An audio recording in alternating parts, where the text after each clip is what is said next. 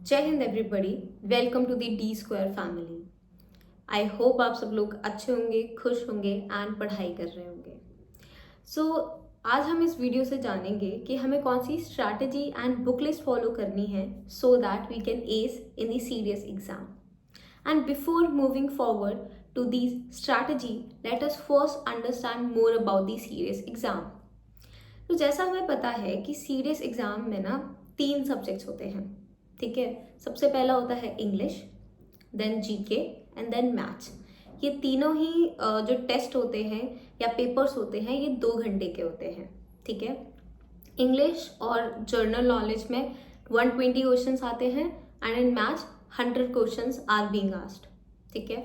जो लड़कियां होती हैं उनके लिए सिर्फ इंग्लिश और जीके का पेपर है जो वो दे सकती हैं, because they are only allowed to go into the OTA, whereas on the other hand boys can go to OTA as well and other academies as well। तो उनके लिए वो ऑप्शनल होता है कि वो मैथ्स देना चाहते हैं या नहीं देना चाहते, ठीक है। तो अब हम बात करेंगे, हम इंडिविजुअल लेवल पे सारे सब्जेक्ट्स को लेंगे, उनकी बुक लिस्ट देखेंगे एंड उनकी स्ट्रैटेजी देखेंगे कि कैसे हमें उस सब्जेक्ट के लिए अपनी प्रिपरेशन का अपना शेड्यूल बनाना है और कैसे उस सब्जेक्ट को टारगेट करना है, ठीक है। तो सबसे पहले हम इंग्लिश की बात करते हैं। ऑनेस्टली स्पीकिंग, इंग्लिश के लिए आपको कोई बुक की ज़रूरत नहीं है। विदाउट एनी बुक आप अपना एग्ज़ाम बहुत अच्छे नंबर से क्लियर कर सकते हैं। कैसे? सो मैं यहाँ पे आपको एक लिस्ट ऑफ टॉपिक्स दूंगी जो कि इम्पॉर्टेंट है इंग्लिश पर्सपेक्टिव से। आपने सिर्फ एक चीज करनी है इंग्लिश में, वो है प्रीवियस पेपर एनालिसिस, ठीक है। अब वो कैसे करना है? फॉर एग्जाम्पल, अगर आप देखोगे तो जो पार्ट्स ऑफ स्पीच है वो हर साल आ रहा है, हर साल यूपीएससी पूछ रहा है, ठीक है। PQRS, जम्बल्ड अप, ठीक है। देन S1 S6 वाले क्वेश्चंस, ये कुछ कांस्टेंट टॉपिक्स हैं जहाँ से CDS में क्वेश्चंस आ ही रहे हैं हमेशा। तो इनको कैसे डील करना है? आपने देखा कि पार्ट्स ऑफ स्पीच हमें पढ़ना ज़रूरी है क्योंकि पेपर में आएगा, 10 क्वेश्चंस आ रहे हैं। एक वीडियो, आप गूगल पे जाओ, ठीक है, आप यूट्यूब पे जाओ, सर्च करो पार्ट्स ऑफ स्पीच, ठीक है। आपके पास बहुत सारी वीडियोस आ जाएंगी। कोई एक वीडियो खोलो एंड उसमें समझो कि पार्ट्स ऑफ स्पीच है क्या, उसको कैसे हमें उसका पूरा बेसिक कंसेप्ट समझो एंड देन क्वेश्चन सॉल्व करो। पहली वीडियो में समझ आता है, वेल एंड गुड। अगर ऐसा लगता है कि पहली वीडियो में कुछ कमी रह गई है, दूसरी वीडियो खोलो, उसमें समझो। उसमें भी नहीं समझ आ रहा, तीसरी वीडियो खोलो। सी, एक बहुत इंपॉर्टेंट फैक्टर है कि जब आप ये चीज़ कर रहे हो, you have to be honest with yourself. Like I always say कि दुनिया से झूठ बोल लो लेकिन अपने आप से झूठ नहीं बोलना, ठीक है। अगर आपको नहीं समझ आया, be honest to yourself and भले ही उसके लिए आपको 10 वीडियो देखनी पड़े, लेकिन देखो अपना जो कोर कंसेप्ट है, बेसिक कंसेप्ट है, वो क्लियर करो, ठीक है। आपने क्लियर कर लिया, वीडियोस देखी, उसके बाद अब प्रीवियस ईयर पेपर्स लगाओ। सिर्फ पार्ट्स ऑफ स्पीच वाला पोर्शन आपने लगाना है और देखो कि कहाँ पे दिक्कत आ रही है। Are you able to solve the questions now? अगर आप नहीं सॉल्व कर पा रहे, फॉर एग्जाम्पल, आपने उसके बाद एनालिसिस करनी है कि कहाँ पे गलती कर रहा हूँ मैं। Am I not able to identify adjective? Adverb ढूंढने में गलती हो रही है, क्या ढूंढने में गलती हो रही है, कहाँ पर दिक्कत कर रहा हूँ? जिस चीज़ में आप गलती कर रहे हो उसको नोट डाउन कर लो एंड देन उसके बारे में फिर से सर्च करो और पढ़ो। ये आपको अभी ऐसा लग रहा होगा थोड़ा सा एग्जॉस्टिंग सा प्रोसेस कि यार इतना सब करना पड़ेगा, बट ट्रस्ट मी, आपने एक बार की मेहनत करनी है। अगर आपके बेसिक कंसेप्ट क्लियर हो गए, आप फ्यूचर में कितने भी सीरियस एग्जाम दे लो, आपको फिर आपने रेस्ट अश्योर हो जाना है कि नहीं भाई, ये तो मुझे आता है। बस प्रीवियस ईयर पेपर्स लगा के थोड़ा सा प्रैक्टिस करके जाना है and I am all good to go, ठीक है। Getting it? अब आते हैं PQRS पे एंड S1 S6 वाले क्वेश्चंस पे। आई ऑलवेज से, मैंने बहुत एडवोकेट करा है इम्पोर्टेंस ऑफ बुक रीडिंग। आप अगर बुक रीडिंग करते हो तो आपके लिए ये जो जम्बल्ड अप है, ये जो S1 S6 होते हैं कि इस सेंटेंस के बाद क्या आएगा, है ना, वो क्लैरिटी खुल जाती है, आपका दिमाग चलने लग जाता है अगर आप क्या कर रहे हो, बुक रीडिंग कर रहे हो। अच्छा ठीक है, अब आप बोलोगे मैम हम बुक रीडिंग नहीं करते, हमें टाइम नहीं मिलता। No issues. अब आप कैसे कर सकते हो, इसका सिंपल सा एक वो है, ट्रिक है कि प्रीवियस ईयर पेपर्स उठाओ and just start solving and देखो कहाँ पे गलती कर रहे हो। जितनी ज़्यादा प्रैक्टिस करोगे उतनी ज़्यादा क्लैरिटी आएगी, उतनी ज़्यादा अंडरस्टैंडिंग बिल्ड होगी। S1 S6 वाले क्वेश्चंस हो गए, जम्बल्ड अप क्वेश्चंस हो गए, इनमें दे आर जस्ट चेकिंग कि आपकी इंग्लिश की अंडरस्टैंडिंग कितनी है। ठीक है, now we'll come to reading comprehension. Reading comprehension is one of the most easiest topic, trust me. लेकिन अगर आप उसको थोड़ा सा लाइटली ले लोगे तो डिफिकल्ट भी वही है। बहुत लोगों से वो बेसिक सा पैराग्राफ पढ़ के क्वेश्चंस नहीं होते हैं। इसकी हमने ऑलरेडी वीडियो डाल रखी है, यू कैन सी कि रीडिंग कॉम्प्रिहेंशन कैसे टैकल करना है एंड कैसे उसमें फुल ऑन फुल स्कोर करना है। ठीक है, सो इंग्लिश का यही है। अगर मैं आती हूँ आपकी वोकैबलरी पे, एंटोनियम्स एंड सिनोनिम्स पे। अब आप देखो यार, लाइक आई ऑलवेज से कि ये जो वोकैब है ये एक ओशन है, इतने सारे वर्ड्स हैं। ठीक है, आप सब अपनी मेमोरी में फिट नहीं कर सकते। It is so tough to even learn और mug up all the words that exist in the world. ठीक है, तो अब इसको कैसे करें? आई वुड सजेस्ट कि अभी आपके पास बहुत टाइम है, ठीक है, सीरियस आने में। मैं अपने बैच वालों के साथ ये चीज़ करती हूँ कि डेली मिनिमम 2 वर्ड मीनिंग्स लिखो। एंड बहुत ईजी है, पता है। आप डेली कुछ स्क्रॉल कर रहे हो, कुछ आर्टिकल पढ़ रहे हो, कुछ भी पढ़ रहे हो, ठीक है, इट इज़ वेरी मतलब इतना तो हम आपसे एक्सपेक्ट कर सकते हैं कि आपको 2 वर्ड नए तो मिल ही सकते हो। नहीं मिल रहे देन थोड़ा सा क्यूरियस हो जाओ और ढूंढो। ठीक है, आपने 2 वर्ड मिले, आप एक अलग से नोटबुक बना लो। फॉर एग्जाम्पल मेरे पास भी एक नोटबुक है, छोटी सी है बहुत, ठीक है, उसमें मैं अपने वर्ड मीनिंग्स लिखती हूँ डेली। ठीक है, and it has really help मी। आज मेरे को मतलब वोकैबलरी की टेंशन नहीं होती, बिकॉज मुझे पता है कि मैं या तो एलिमिनेशन मेथड से या डायरेक्ट मुझे आता ही होगा, है ना। ये इतना कॉन्फिडेंस कैसे आया? इस एक्टिविटी ने मुझे काफ़ी हेल्प किया। तो आपने क्या करना है, 2 वर्ड मीनिंग्स लिखने हैं। ठीक है, अब पता है क्या होता है, हमने लिख लिए, हम लिख के भूल जाएंगे। अब उसको इफेक्टिव वे में याद कैसे रखना है? सबसे इजी तरीका है उसका कि आप जो वर्ड्स लिख रहे हो ना, उनको अपनी डेली लाइफ में जो आपकी डे टू डे कन्वर्सेशन होती है उसमें यूज़ करो। फॉर एग्जाम्पल एक बहुत जैसे लेजी वर्ड है तो उसके सिनोनिम्स की बात करते हैं। इट इज़ लेथार्जिक, ड्राउजी, ठीक है, इंडोलेंट। इन सब का मीनिंग क्या होता है? लेजी, जो काम करना नहीं चाहता, स्लो है ना। तो अगली बार कभी भी आप किसी ऐसे इंसान को देखो who is being lazy, instead of saying lazy उसको बोलो कि ये क्या लेथार्जिक एटीट्यूड है, why are you being so drowsy, और I am feeling so drowsy to do this work। ठीक है, don't show me this indolent behavior, ऐसे बोलो। अब क्या होगा ना कि जब आप डे टू डे कन्वर्सेशन में इनको यूज करना शुरू करोगे तो ये आपके दिमाग में फिट हो जाएंगे। आप एक बार को इनके मीनिंग भूल जाओ, लेकिन आपको ये जो अपनी स्टेटमेंट्स हैं वो याद आ जाएंगी एंड आप उनका क्लियरली मीनिंग भी आपने समझ आ जाएगा। ठीक है, this is a very useful activity, जो ये आप कर सकते हो, अभी बहुत टाइम है।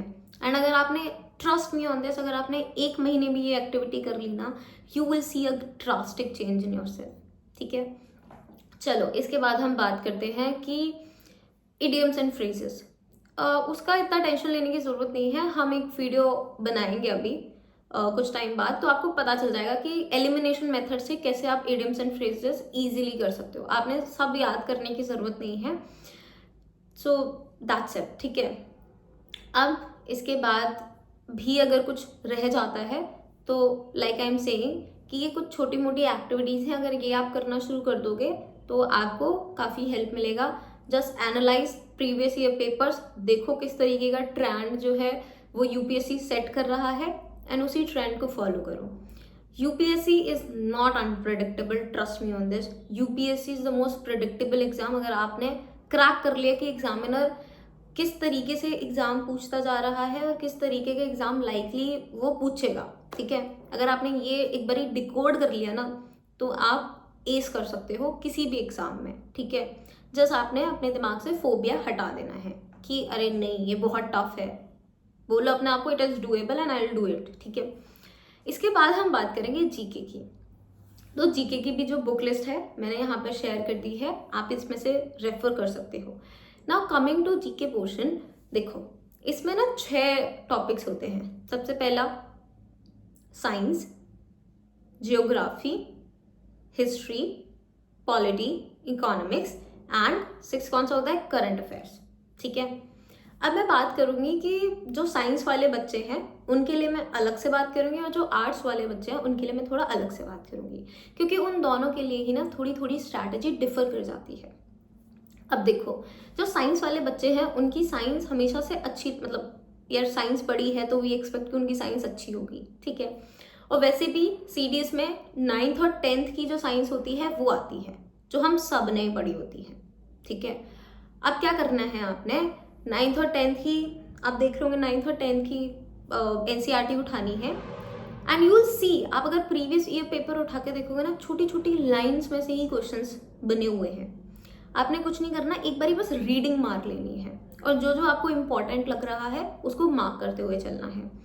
अब साइंस के क्या होता है कि 25 to 30 क्वेश्चन होते हैं and they all are doable, अगर आपका अच्छा साइंस बैकग्राउंड रहा है तो आपने 25 से 30 क्वेश्चन तो यही कर लिए, ठीक है। आपने अब देखो जो चीज़ आपकी ना स्ट्रॉन्ग है उसको और स्ट्रॉन्गर लेके जाना है, ठीक है, उसको और स्ट्रॉन्ग बनाना है बिकॉज इट्स ईजी स्ट्रॉन्ग को और स्ट्रॉन्ग बनाना। वीक को हाउएवर स्ट्रॉन्ग बनाने में टाइम लगता है, तो we have to play smart, है ना। सब नहीं पढ़ना होता कॉम्पिटिटिव एग्जाम क्लियर करने के लिए, ट्रस्ट मी ऑन दैट। आप अगर ये सोच रहे हो कि ये 6 टॉपिक्स आते हैं 6 के 6 पढ़ लूँ मैं, नॉट पॉसिबल, ठीक है। अगर आपका इंटरेस्ट है आप बिल्कुल पढ़ सकते हो, लेकिन हम अभी स्मार्ट स्ट्रैटेजी की बात कर रहे हैं, ठीक है। तो आपने रीडिंग करनी है एंड नोट्स आप छोटे छोटे स्टिकी नोट्स ले सकते हो इस तरीके के, एंड जो जो आपको इम्पोर्टेंट लग रहा है वो आप उधर लिखते जा सकते हो। इसके बाद क्या करना है, previous year is like elixir यार, मतलब अमृत है आप लोगों के लिए। उसको कर लिया, आधे से ज़्यादा टेंशन मतलब खत्म हो गई, ठीक है। प्रीवियस ईयर पेपर उठाने हैं एंड क्वेश्चंस करना, सॉल्व करना है। आप अगर सोच रहे हो कि यार कैसे हम मतलब कि सारे पेपर्स निकाल लें एंड उसके बाद हम लोग उसमें फिगर आउट करेंगे कौन सा साइंस क्वेश्चन है, कौन से जीके के क्वेश्चंस हैं, मतलब हिस्ट्री के क्वेश्चंस कौन से हैं, जियोग्राफी के, तो बहुत हेक्टिक हो सकता है। आपको मैं सजेस्ट करूँगी कि आप ये जो topic wise CDS and OTA की प्रीवियस ईयर सॉल्व पेपर्स आते हैं आप ये ले सकते हो। एंड अगर बजट का इशू है तो हम भी अपनी तरफ से आपके लिए ऐसे मतलब कि पीडीएफ्स लेके आ जाएंगे जहाँ पे साइंस के अलग से क्वेश्चंस हैं, जिसमें भी फिजिक्स के अलग से क्वेश्चंस हो गए प्रीवियस ईयर आस्क्ड, ठीक है। जियोग्राफी में जो है उसका हम अलग से आपके लिए पीडीएफ बना देंगे, तो we will do that for you, just have patience and bear with us, ठीक है। चलो हम कहाँ थे, साइंस आपने कर लिया, ठीक है। आपने बस ये 2 बुक फॉलो करनी है, you are all good to go. However इसमें जैसे किंगडम वाला पार्ट मिसिंग है, ठीक है, तो वो आप कहीं से भी कर सकते हो, बस थोड़े बहुत ही हैं, मतलब आप कोई भी अगेन यूट्यूब पे जाओ, किंगडम वाली क्लास देखो एंड उसके नोट्स बना लो, ठीक है, क्रिस्प नोट्स बनाने हैं। ये हो गया, चलो। And previous year papers science done है। इसके बाद हम बात करते हैं कि अब आता है, देखो इकोनॉमिक्स जो है ना, प्रीवियस ईयर का अगर हम ट्रेंड्स देखें तो इकोनॉमिक्स काफ़ी एम्पल अमाउंट में पूछा जा रहा है। इकोनॉमिक्स के क्वेश्चंस हर साल बढ़ते ही जा रहे हैं, तो it is a wise decision हमारे लिए कि हम इकोनॉमिक्स पे शिफ्ट करें। और क्योंकि हम लोगों का साइंस बैकग्राउंड रहा है तो हमारे लिए इकोनॉमिक्स समझना इतना टफ नहीं है, ट्रस्ट मी ऑन दैट, ठीक है। आपने कैसे करना है, अब इकोनॉमिक्स के लिए भी जो स्ट्रैटेजी मैंने फॉलो करी थी वो मैं आपके साथ शेयर करूंगी।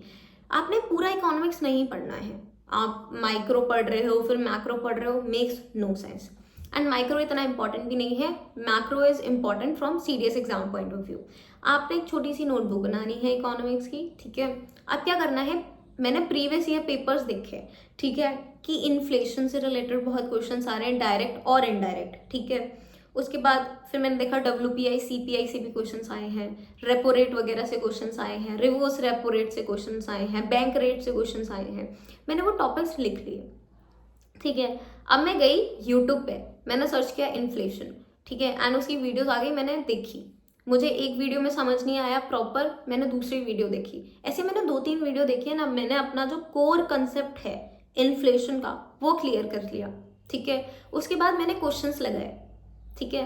And inflation is nothing honestly, अगर आप इकोनॉमिक्स देखो तो वो आपके डे टू डे हैपनिंग्स का है, हैपनिंग्स का पार्ट है। महंगाई, ठीक है, हम हर साल महंगाई के बारे में बात करते हो। It is interesting to even know and उस तरफ दिमाग चलाओ अपना कि अच्छा अगर महंगाई बढ़ रही है, कैसे महंगाई बढ़ रही है, क्या क्या रीजंस हैं उसके, ठीक है। उसके बाद अगर महंगाई बढ़ जाती है तो जो कैश का इनफ्लो है और आउटफ्लो है वो उस पर कैसे फर्क पड़ता है, ये आप क्वेश्चंस अपने दिमाग में डेवलप करो, ठीक है। जब आप अपनी ये जो दिमाग है उसको खोलोगे और उसमें फिर सोचना शुरू करोगे तो आपको पता चलेगा कि एक तो आपका जो समझ आएगा कि जो आपकी कोर अंडरस्टैंडिंग है वो कितनी बेटर है, और अगर नहीं है तो आप इम्प्रूव कर सकते हो उसको। चाहे वही जो सवाल आपको नहीं समझ आ रहा उसको सर्च करो, उसकी रीजनिंग्स पढ़ो और क्लैरिटी मिलेगी। गेटिंग इट कि कैसे एग्जाम को टारगेट करना है। सिर्फ आप जब ऐसे प्रीवियस ईयर पेपर देखोगे तो आपके पास, और इन्फ्लेशन से ही आधी से ज़्यादा चीज़ें हो जाती हैं, और कुछ तो फॉर्मूला बेस्ड ही होती हैं चीज़ें। आपने बस वो 10 से 15 टॉपिक्स हैं वो आपने देख लेने हैं जो हर बारी UPSC पूछ रहा है, एंड उनका नोट्स बना लेना है कि रिवर्स रेपो रेट क्या होता है, रेपो रेट क्या होता है, बैंक रेट क्या होता है, किस तरीके से RBI और बैंक्स फंक्शन करती हैं, ठीक है। RBI का क्या रोल है इन्फ्लेशन को कंट्रोल करने में। इस तरीके के क्वेश्चंस आप खुद से, आप जो अपने दिमाग को खोलोगे खुद से क्वेश्चंस आएंगे, उनको लिखो, उनके आंसर्स लिखो, ठीक है। Getting it, and then previous year paper solve करो। तो आपने साइंस कर लिया, इकोनॉमिक्स कर लिया। ट्रस्ट मी, इकोनॉमिक्स करना है, इम्पॉर्टेंट है। आपका कम टाइम जाएगा, मज़ा भी आएगा पढ़ने में, और आपको क्वेश्चंस भी ज़्यादा देखने के लिए मिलेंगे पेपर में, ठीक है। फिर बचता है polity, geography and history. History और जियोग्राफी का जो वेटेज है वो ऑलमोस्ट सेम है, तो आप अपने इंटरेस्ट के हिसाब से देख सकते हो कि आपको हिस्ट्री पढ़ना पसंद है या जियोग्राफी। फॉर एग्जाम्पल मुझे हिस्ट्री उतनी पसंद नहीं थी तो मैं जियोग्राफी पढ़ती हूँ, ठीक है, एंड मैं हिस्ट्री को छोड़ देती हूँ, ठीक है। अब आप बोलोगे छोड़ देते हो मतलब, हाँ मैं कंप्लीटली छोड़ देती हूँ। उसके अलावा भी मैं क्वेश्चंस मतलब बिना हिस्ट्री के भी मैं पेपर क्लियर कर देती हूँ, ठीक है। तो लेकिन उस प्रोवाइडेड कि मेरा जो साइंस इकोनॉमिक्स पोर्शन है और ज्योग्राफी और जो पॉलिटी का पोर्शन है वो स्ट्रॉन्ग है, ठीक है। साइंस एंड इकोनॉमिक्स स्ट्रॉन्ग है, polity and geography partially strong है, ठीक है। एंड करंट अफेयर्स तो हो ही जाता है, ठीक है। अब हो ही जाता है मतलब कैसे हो जाता है वो भी बताऊंगी। तो आप देखो, मैंने आपको यहाँ तक बता दिया, आप हिस्ट्री चूज कर सकते हो, जियोग्राफी चूज कर सकते हो। जियोग्राफी बहुत वास्ट है, आपको पूरा पढ़ना पड़ेगा, ठीक है।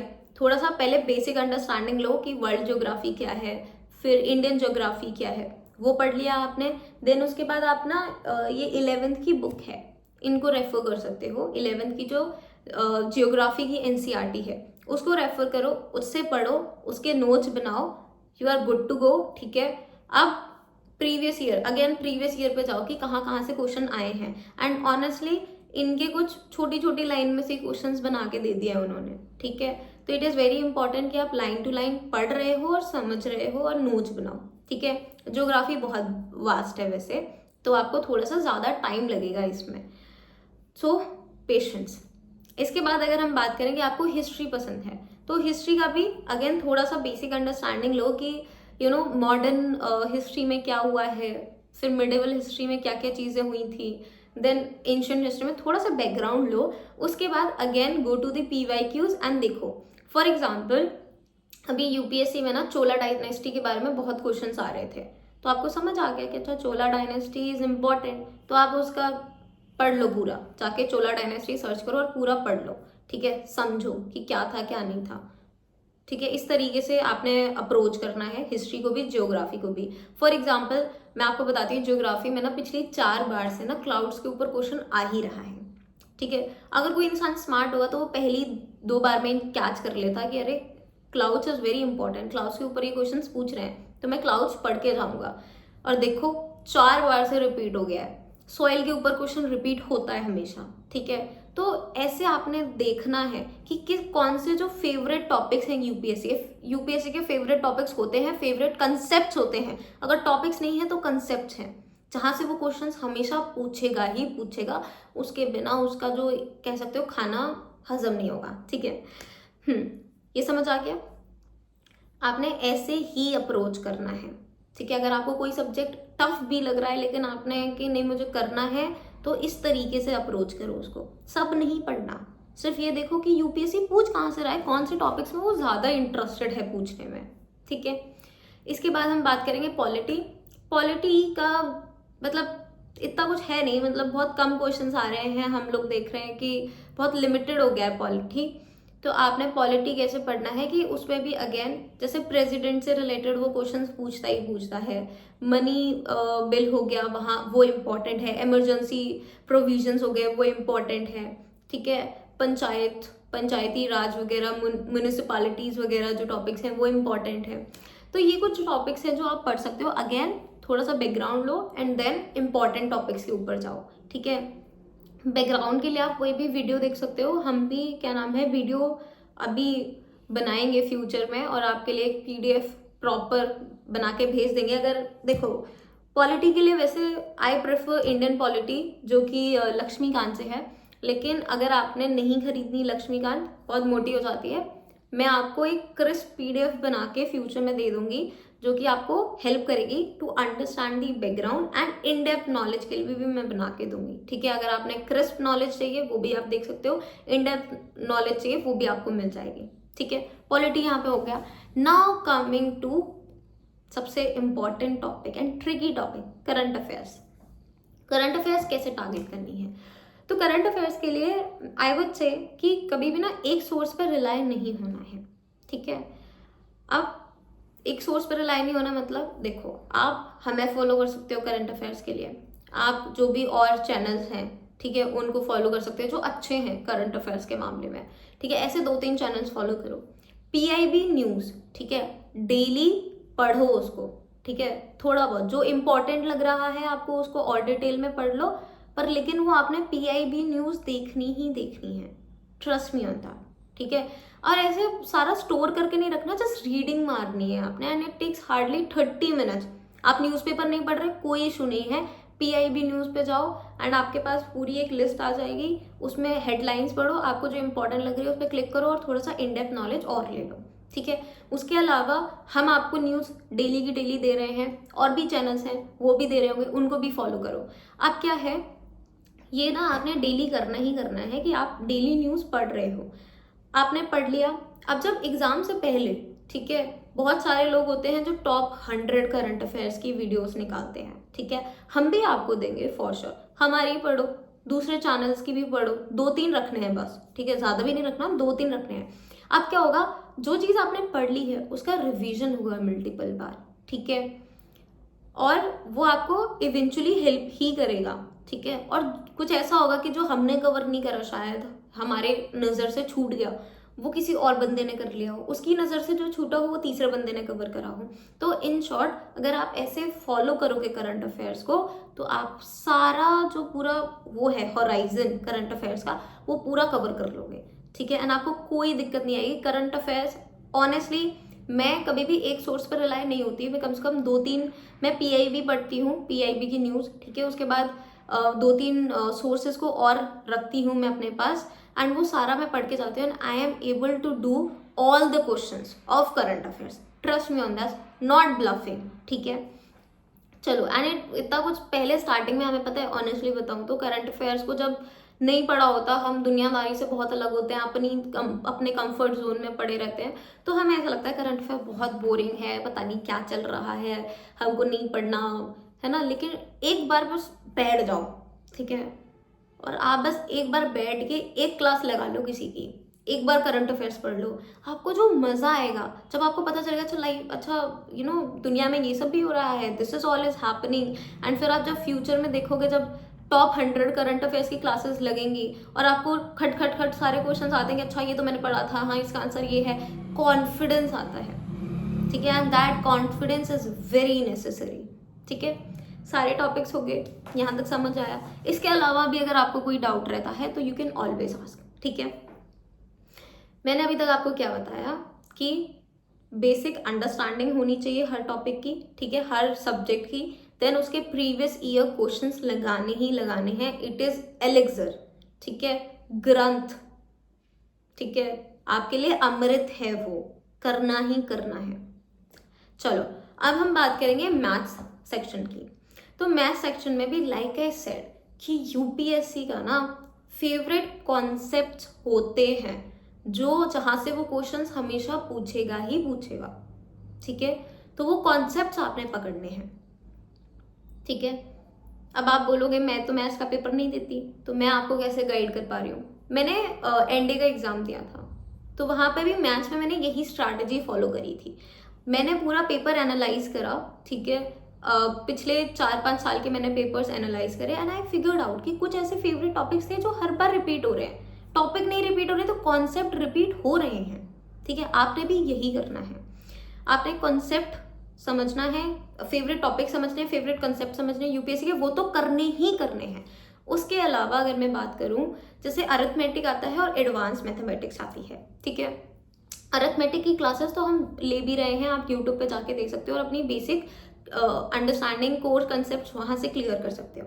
उसके बाद प्रीवियस ईयर लगाओ। अब प्रीवियस ईयर लगाने का तरीका क्या है, पूरा पेपर नहीं लगाना।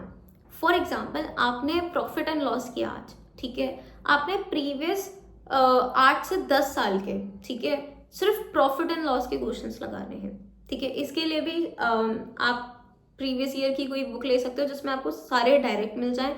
अगर नहीं मिल पाता है we'll do it for you, don't worry, ठीक है।